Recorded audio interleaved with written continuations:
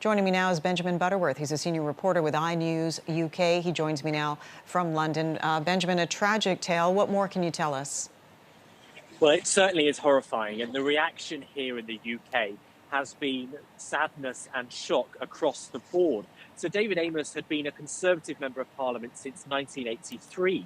He had been knighted by the Queen for his public service, and what he was doing today was just going about the normal job that an MP does. He was having a surgery where he met his constituents at a church at his constituency in Essex, which is a county just outside of London. Now, anybody can attend those. If you have a meeting with your MP, you usually book it in as a meeting, but people can also turn up and raise any concerns.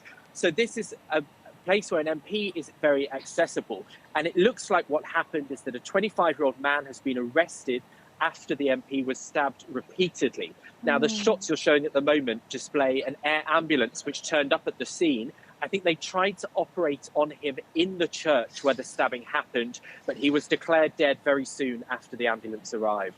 So awful, and obviously the people traumatized there around him. Do we know anything more about the suspect or a motive? We don't know about the motive at this stage, and this isn't an MP that is high profile. He's not someone who's well known in the UK or their politics widely known. So it's unclear at the moment, but the person that's been arrested is a 25-year-old man. Now, I'm sure more will emerge about who that person is. I know that there were many witnesses to this stabbing because it was a surgery where lots of people were there to meet their MP.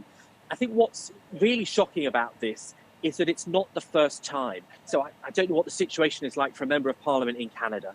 But in this country, they don't have security, they don't have police protection as a part of their routine lives. And about just over 10 years ago, another MP was stabbed when meeting constituents because they had voted for the war in Iraq.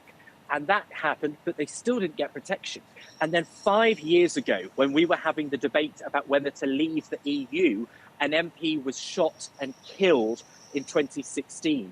So I think it's going to raise very serious questions that it has taken a second tragedy and a third attack on an MP while meeting their constituents in little over a decade in the United Kingdom. It is similar here, Benjamin. Our MPs, for the most part, unless they've received direct threats, do not have security detail for the most part. In terms of Mr. Amess, tell us more about him. And I know he served for a long time in public life. He did, yeah. You know, from what MPs are saying today, he was an incredibly popular figure. He was liked by Labour MPs, by the left and the right. Now, he'd served in Parliament for a long time. He wasn't one of our best-known MPs. And so, you know, a lot of people will be shocked to find this out. And I think in some ways, you know, it's utterly appalling for anything like this to happen. But in some ways, the reaction from members of Parliament in the United Kingdom is complete terror again, because this is someone that wasn't at the heart of a big controversial debate. He wasn't well known for Brexit or for an opinion on a war.